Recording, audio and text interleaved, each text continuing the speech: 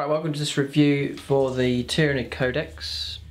So Games Workshop are producing all these new codexes now to go with the new hardback style they're doing and to match with 7th edition. Going through them pretty quick, which is good. So every race is going to have a new codex to use, which is good news.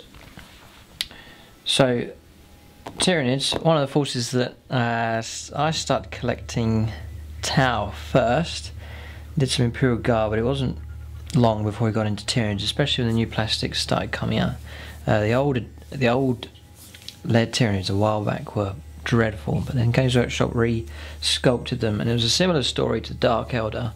Original Dark Elder figures, I can't stand them, the sculpting I thought was terrible, and they re-released the Force in plastic, new sculpting, they look brilliant. Same for the Tyranids. The new Tyranid stuff looks absolutely amazing, especially the big monstrous creatures and flyers that they do now.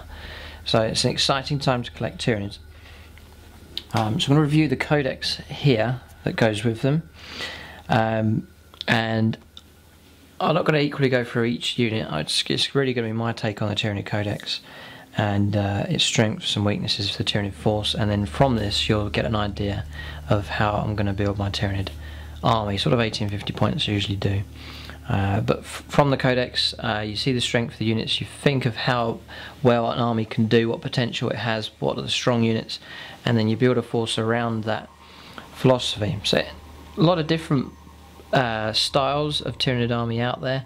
Some people go for hordes or tides, lots and lots of figures sort of overwhelming the enemy position. Others go for monsters and creatures, others do shooty type armies, others close assault.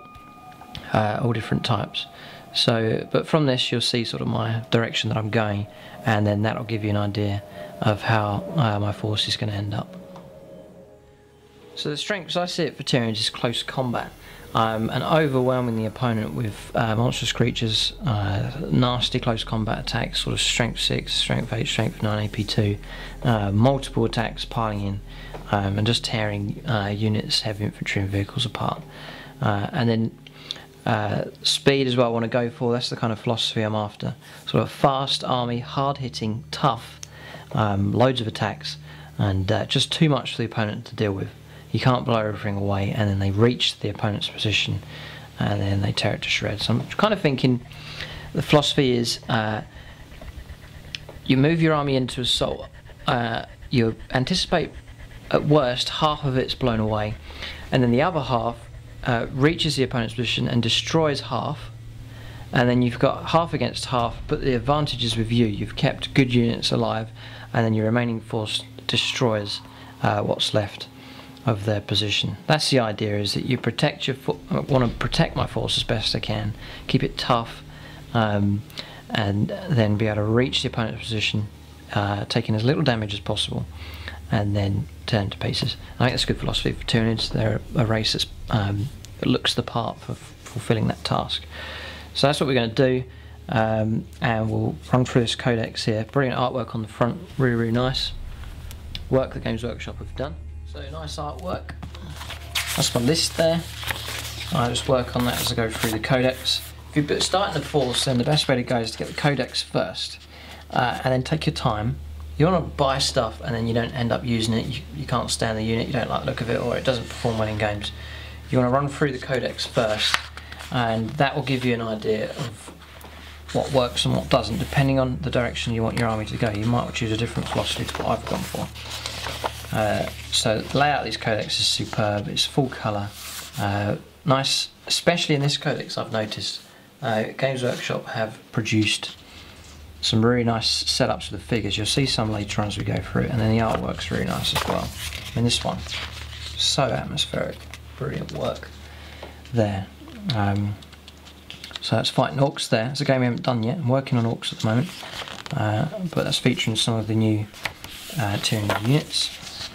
In the background, I don't usually read it in the codexes, but for Tyranids, it's been fascinating reading. I've read it through, and really interesting stuff.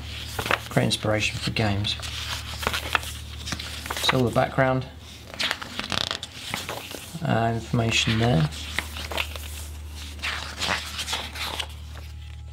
It's beautiful artwork. It's the old classic one there. It's from the old, remember that on the front of the old Battle Force Tyranids, we are fighting the Orcs, fighting the Chaos, and spread in the galaxy.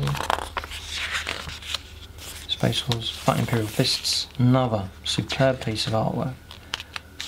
Really nice. Right, so here we go. Forces of the Hive Mind, and rules I need to remember is Shadow in the Warp. It's going to be a disadvantage for enemy Psychers, -3 penalty to their leadership. Synapse really hasn't really changed, but you've got Warlord traits now, unique ones for the Tyranids. I've run through these, I'm not going to spend much time on them, I don't really like them. They're just not quite as strong, I think, as the ones in the Warhammer 40,000 rulebooks. I'm not really going to use those. Instinctive behaviour tables, you've got your different ones there. They've just done new tables here, and they're quite good fun, actually, look quite good. You just roll those up if you foul them around, you're outside Synapse's range. I think they're quite realistic, read them through, they're pretty good. I'm not going to spend too much time on them either. Trying to make a force that's not going to be dependent on that too much. A lot of, so I'm aiming towards fearless units, I don't worry about this. So fearless units I'm going for, and then very strong Synapse creatures that's very unlikely they're going to die, and therefore you're not going to have to worry about this. If you're going to field a force and start putting units out on the table and they're not in Synapse's range and they can foul out, then that's a bad way to go. You've got to get this part of your force right, you've got to bear it in mind. So choose, if you can have units that can act independently, you want fearless units, Lictors and so on. Or if you are going to have units that can revert to this instinctive behaviour, then make sure you take very strong Synapse creatures that will stay alive. You're not going to lose them halfway through the game, is a key point. So that's the way I've gone down there. So hopefully I'll not be using this hardly ever in a game, because I won't need to. The units won't be dependent on these tables here. So first one here, Hive Tyrants. Always like the Hive Tyrant. Psycho Master level 2, so he's a key unit, I think, to have in the force. It's an HQ that's going to be tough. It's 4 wounds, strength and toughness 6, weapon skill 8, which is superb, 4 attacks, it's very good, initiative 5, and then that 3-up save. Pretty good. The upgrades here are quite nice. I think all of them are pretty good. Hive Commander, so you can give him and a troop's choice outflank if you feel you need it. Old Adversary is pretty cool. You can reroll 1s in close combat, and also to wound as well. You can reroll 1s, which is makes it more reliable, which is a good thing to have. Comes with 2 pairs of Scythe and Talons. So if you get this right, you'll get an extra attack for that. So it's 4 attacks, 5 attacks if you keep the Scythe and Talons, 6 attacks on the charge, which is pretty good. A freeze to hit, and then if you have that, rerolling 1s. And disadvantage, I think the Hive Tyrant is on foot, so he's got to slog it all the way across the table. I've tried that in previous games, not sure if that's going to work well, so I'm leaning towards giving him wings, so that will give him a bit of protection being up in the air, or limit the amount of damage you can take, and grant him some speed to get across the table quickly, and that will solve that problem. Tyranid Warriors, I think they're alright. They've added in a strike here, which is like a jump version, which I can see some people taking advantage of, but Tyranid Warriors haven't really gone down that road in my forces. I haven't really used them. Use them in Apocalypse games sometimes, but just don't quite have that appeal for me, because I've often gone for sort of big creatures and then infantry to fill out the force, and then these warriors are sort of an in-between unit, so I haven't really gone for them. I can imagine you can make them work. So a good upgrade of here for Tyranid Warriors is Alpha Warrior. So you apply that to the Tyranid Prime, you pay the upgrade for him, and then all Tyranid Warriors or Tyranid Shrikes in the same unit as the Tyranid Prime use its weapon skill and ballistic skill rather than their own. So if you're looking for a shooty based army, dishing out lots of accurate shots, then that might be the way to go. Take the Tyranid Warriors and then get the Prime, and then that upgrades their ballistic skill to ballistic skill 4. Which is very high for Tyranids, so that might be a way to go. It's not the direction I'm going, but if I was aiming for shooty stuff, I think that's what I would do. So you got Gaunts. Gaunts then, So not much change to them really, flesh borers and so on, just bog standard stuff. So you got your gaunts there, you got Hallmark gaunts, and then you got gargoyles. Not much to say on them really, just your standard stuff. Bounding leap now for Hallmark gaunts. They've often changed the speed at what they can go. The unit's entirely composed of the models of this special run, additional 3 inches, which is normally D6 plus 3. That's pretty good. You can't complain about that. So Hallmark gaunts then, pretty good. Yeah, so Hallmark gaunts get bounding leap, makes them that bit faster, and they should be. They have always been known as being the faster unit, so it's good to see them have that upgrade. So this part here, they're okay, they're cheap enough. You're not relying on this part of the force though to win your games. They're just necessary additions. If you're going to try and do a bound army, you're going to need to take something from here, or take the Tyranid warriors if you need to. It's not much to get excited about there. Gene stealers, not much of a change of those. The rending claws now are AP5 as standard, which is good. Plus that rending ability. Always like gene stealers. Quite expensive though, and they can get picked off. Just with that 5-up save, you know, just a humble flame can decimate your gene stealers. So not sure about them, but they are good. There's no doubt about that. Especially I like using them in apocalypse games when you can field them in large numbers. Now Lictors, one of the units I got excited about. Never used to use them in games, but used them in the Apocalypse game against the Guard. They perform well there, and now with a whole heap of different abilities that they have, I think they are a good unit to take. So leadership 10, they're fearless anyway, I believe. So the infantry, rending claws, so they've got that ability to strike hard. So they're always going to be at AP5, and then you've got the rending ability at AP2. If they're all 6, it's scything tans as well. So that counts as 2 there, so you get an extra attack for that. So 3 attacks basic, 4 with the weapons, and then +1 on the charge. Flesh hooks, and that's going to grant you a little shooting attack. At strength 6 you can't complain. And then I think it grants some grenades as well. So they'll be able to charge into cover. Good, and then that initiative 6, very, very good. 3 wounds, so quite durable. 5-up saves the weakness, but they've given them stealth, so you're going to get +1 for your cover. So deep strike these into a bunker or into 4+ ruins, and that's good survivability with those. Move through cover as well. Infiltrate, hit and run if they get in trouble. They cause fear as well, and they've got a fleet. So brilliant set of rules there for just one figure at 50 points. Lictor does not scatter when arriving from deep strike either, so they turn up wherever you want. Pinpoint deep strike ability with these. And then pheromone trail. So other units that arrive by deep strike, if they're placed within 6 inches, they will not scatter either. So you can imagine these as the vanguard. These are the ones that are already on the table. And then turn 2 onwards, deep striking stuff lands precisely where you want it, if that's what you want to do, where these lictors are. I love the idea these can just turn up anywhere and cause trouble. And at strength 6 for their shooting, they can give some vehicles, rear armour, side armour, give them a bit of trouble as well. So really like lictors, and I'm sure you're beginning to get the impression that they're going to feature in this new Tyranid force. Good fun, I think, to use in games as well.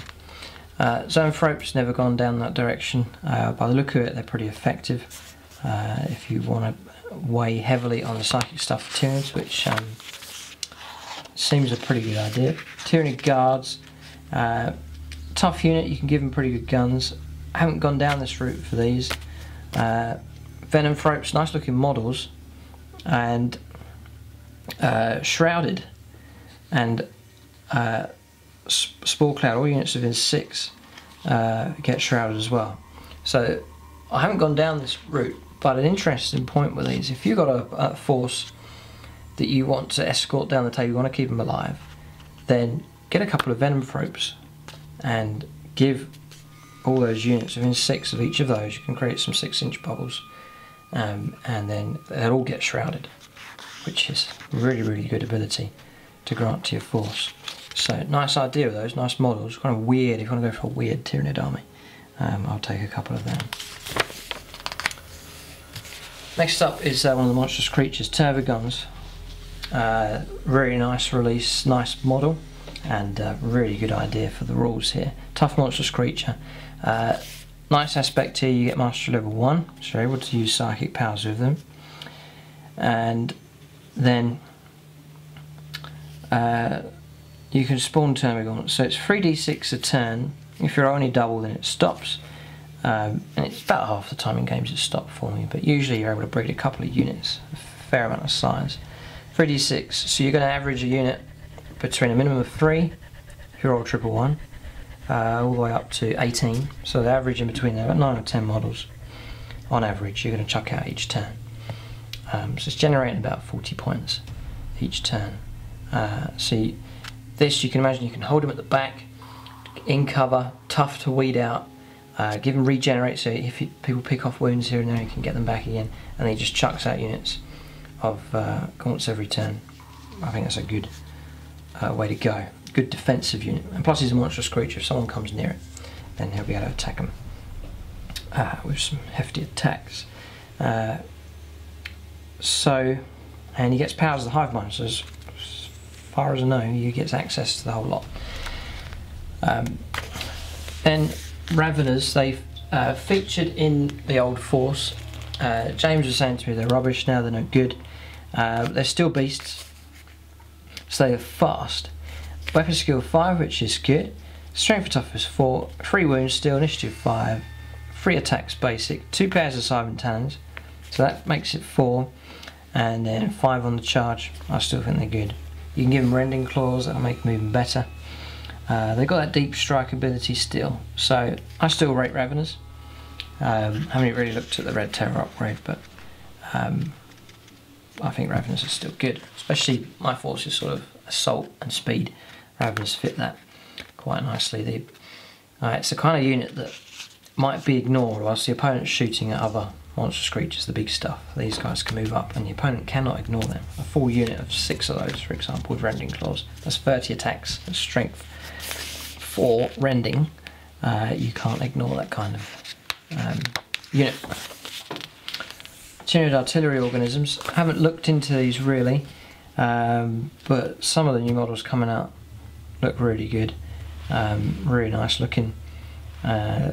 These bivalves and then the feeder organisms. Bivalves, it's more the artillery, more the kind of shooting, so I haven't really gone down that route. I get the impression there's like an overwhelming amount of units and options for Tyranids. You can't get one of everything. Some armies you can almost do that, but with Tyranids there literally is so much stuff. So there's maybe a third, a half of this codex really I haven't really engaged with because it doesn't match the philosophy that I'm after. The feeder organisms, weird creatures, weird sculpted miniatures, nice big creatures for you to field. I haven't gone down that direction with those either. Carnifexes, they took a hit really with the smash attack. You're only allowed to do 1 attack now, so it's knocked them down, but the upside of that is that they're strength 9 anyway. 3 attacks basic is quite low compared to other monstrous creatures, so not so sure on Tyranids, on Carnifexes now. And then perhaps the big disadvantage for them is the lack of speed, which I know is going to be a disadvantage for those. So we've got Rippers, not really gone down that route.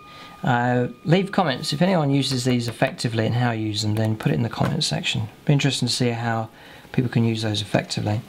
Sky Slasher Swarms, they're jump infantry, so like Rippers that can jump about.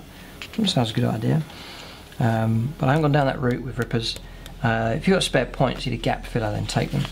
But if anyone's had success with either of those, leave comments at the bottom of the video. Warlocks, like this model the moment it came out, really good look to it.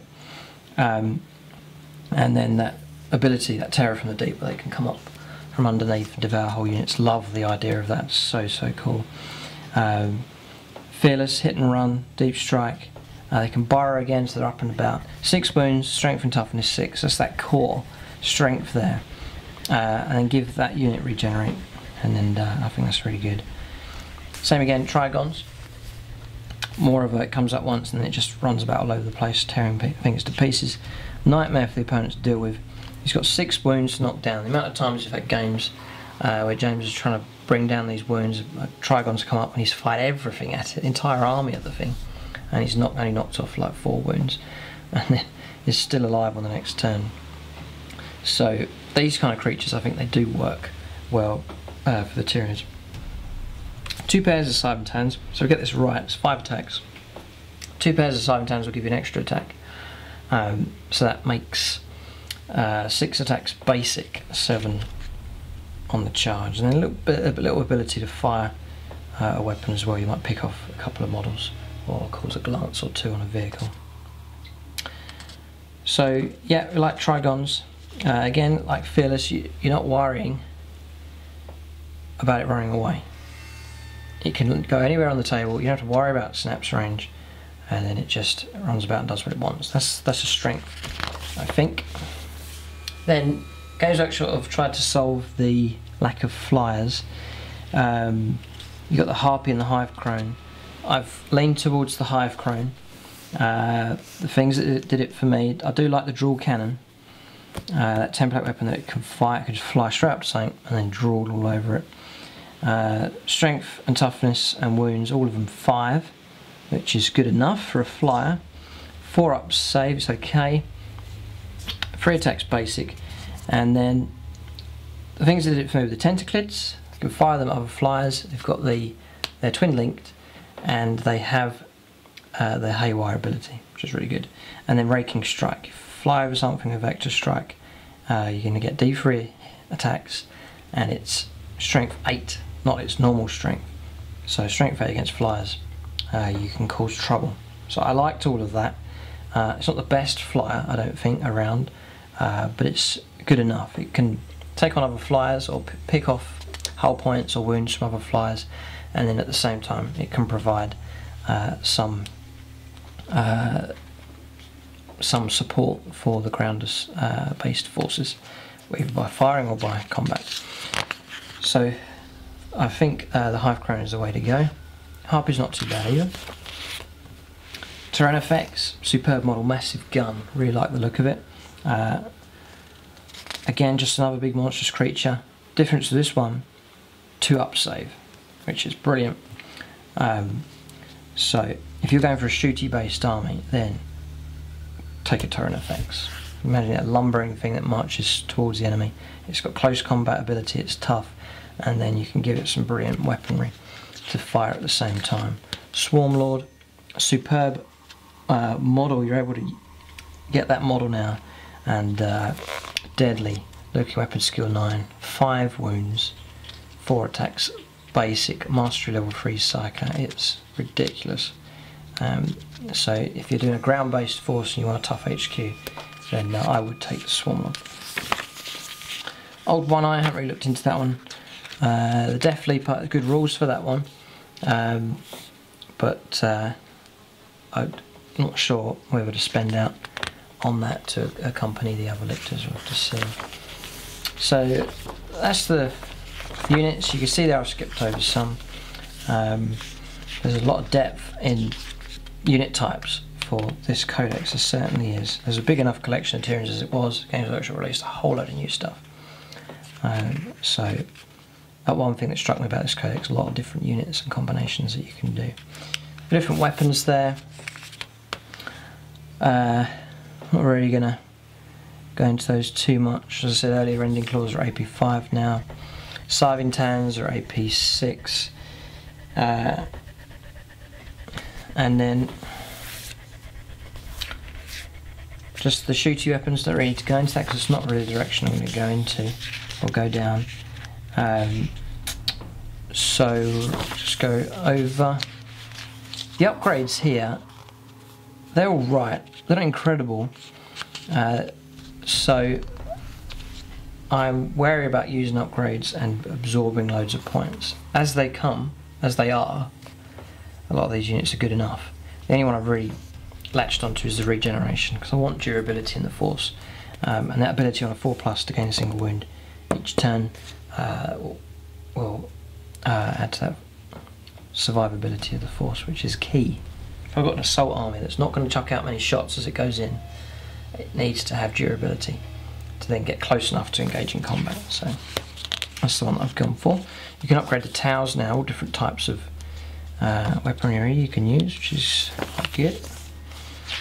Bio artifacts, some of those are quite good. I haven't really gone into them. And then the powers of the Hive Mind, not really been one for doing psychic stuff, but there's no choice with Tyranids now almost. A lot of the units are psychers. I'll have a couple probably, the Hive Tyrant and the Tervigon. I like those, and they'll be in. The Tervigon's got 1 point, so mastery level 1, and the Hive Tyrant's mastery level 2, so you can have 3 there, and then plus your d6. And the powers here, I think a lot of them are generally good. So the basic one here, Dominion, +6 to Synapses range, that's alright, especially if you're doing a tide based army where you're relying on a Synapses bubble. Dominion's pretty cool. Catalyst, this is a blessing, and the Psyker will get it, and then one other friendly unit that is within 12, so you nominate another unit. Both units are going to get Feel No Pain. It's only 1 warp charge point. That's absolutely brilliant. Catalyst is superb. The Horror targets a single enemy unit within 24. You have to take a pinning test with -2 to the leadership. It's alright, that's not bad. I wouldn't say it's the strongest power to take, but it's handy enough. You could cast that and try and get a key unit.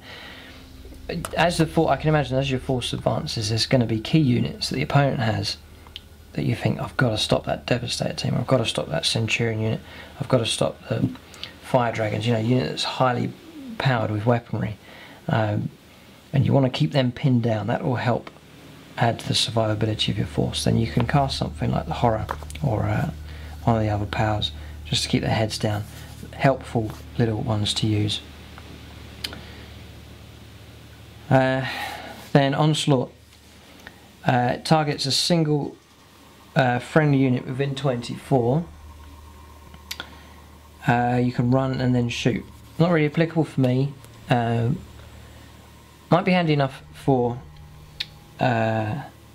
your Force if it's a shooty army that's advancing forward. Then Onslaught would be a handy little one to have. Not amazing, it's alright. Right, Paroxysm, don't know how to pronounce that right. It targets a single enemy unit within 24. Whilst that power is in effect, the target unit's weapon skill and ballistic skill are both reduced by D3. That is an excellent power to take. Again, you've got units that you need to get pinned down to take them out, to provide a bit of cover. You can target that specific enemy unit and then knock their ballistic skill right down low if you roll well. Even at knocking it down by 1 point, but if you knock it on average, you can knock it down by 2 points. Ballistic skill 4, now ballistic skill 2. That's going to make a big difference. So, good one, that one. Psychic Scream is a Nova power with a range of 6. For each target unit, it's multiple target units within 6. You roll 2d6, add 2. So your average is, say, 7. Add 2 is 9. Then you subtract their leadership. The unit suffers a number of wounds equal to the result. Armour and cover saves are not allowed, so they're only ever going to get an invuln save. Absolutely superb. So you're going to need to roll above average, so like a double 4 or upwards, and then the opponent's going to be in trouble. And if you roll really well, so you get a 4 and a 6 or something, you get 10. That becomes 12. They got leadership 9 or leadership 8. That's 3 or 4 hits that are going to be instant wounds here, and then they're not allowed to take any armour or cover saves. I think that's superb. So Psychic Stream is superb. And then Warp Blast is the last one. This one is the only one that's 2 warp charge points. So which firepower? And you've got 2 options there. You can fire it burst, It's one blast template, strength 5 AP3, that's good. And then lance, range 18, strength 10 AP2, and it's a lance weapon. So suddenly you can fire out a strength 10 lance weapon, and it's AP2. So overall, 2/3 of those powers, if not 3/4 of them, are brilliant. So it's worth taking advantage of those in your force, and that's whether you're an assault or whether you're shooty based. Those powers, I'm sure, will come in handy. So I look forward to using them in the army. Now, I mentioned earlier about some of the layouts with the figures that Games Workshop have done in the pictures, and a lot of these look absolutely superb. This one looks great. Nice showcase here. There's the Death Leaper figure. There is the Swarm Lord. Brilliant, brilliant sculpt on there. Really, really nice. That's one figure that I would like to have. Looks really good. And then they've redone the Hive Guard, Tyrant Guard, and you could see how you could configure them to match up with the Swarm Lord as protection. They're all key and really nice. Then there's the Tervagon, superb model, really like it. Different colour schemes are showing you here. Another nice one here, look at that massed force there. These guardsmen look like they're in trouble. Strange old creatures there, all respects, odd looking thing. And then the Rippers and then the artillery units there. Nice picture this one with the Morlock and Ravenous, nice combination, that's the new sculpting. And then that's the old style Tyranid sculpting from years ago, which really can't stand. Really not very nice looking at all. The new stuff really has improved. Now this is one of the really impressive pictures here. There's a Tau gun line about to be overwhelmed by all these Tyranids, and you see the variety in the Tyranid force. Huge creatures surging forwards. There's the Swarm Lord there, and all the smoke effect that they've done in the background. Incredible picture, almost like a painting. So full credit. Games Workshop really have put together some nice ones, especially for the Tyranids. Really good looking stuff. This is the big heavy artillery Exocrine bioplasmic cannon. Terrain effects, really nice looking model, that one. Love the look of the weapon on it as well. You know, Canon effects used to be a huge, intimidating, monstrous creature. Now it's been surpassed by these monsters. There's the winged stuff. So you've got the Harpy there and the Hive Crone. With the little tentacles it has, again, nice looking figures. They're matching really well with what's already available. There's the Venom Thropes. I just think they look really cool. Make your army look very strange. Imagine them mixing well with sort of a Genius type based army. And you've got the Lictors just here. Another superb setup here. Massive amount of creatures trying to break through Imperial Guard line. That's the effect I guess you're looking to have for your Tyranid forces, an overwhelming tide approaching the enemy position. I've seen players that do it. I played against a guy and he had a tide based army, and it was intimidating. Just he filled the table with stuff. It looked really, really good. It was a nightmare to deal with. So you're just onto your things here. There's your upgrades and the costs of them, which is a handy reference to have. And then your HQs, you've got the special type figures, and then you've got your sort of standard HQs, Tervagon there and Hive Tyrant. The one here for the Tervagon is if you take 30 gaunts, Termagaunts, then you're allowed to then take the Tervagon as a troop's choice. It'll count as troops. So that's a handy one to remember. And just your troops, there's quite a few options. Some armies only have about 2 or 3 troops to choose from. You've got 5 here, and if you include the Tervagon, that's 6. Nice amount of HQs, plenty of elites to choose from there, and then just the different points costs. Fast attacks, loads to choose with fast attack as well. Shrikes, Raveners, Gargoyle, Harpy, Hive Crones, Spawnmine Clusters, Sky Slash, Swarm Brood, Red Terrorism upgrade. Nice lot of stuff, and then a nice lot of heavy supports as well. So just your basic points cost. I think to get these as they are is expensive enough. Turbigon 195 basic price, Hive Type 165 basic price, and then Trigon 190 base before you even add any upgrades. So I've been wary about adding loads of upgrades on top, which can just suck all your points up. I think a lot of these creatures are good enough as standalone. The only upgrade I've gone for, or may go for, is the regeneration, just to keep them alive a bit longer.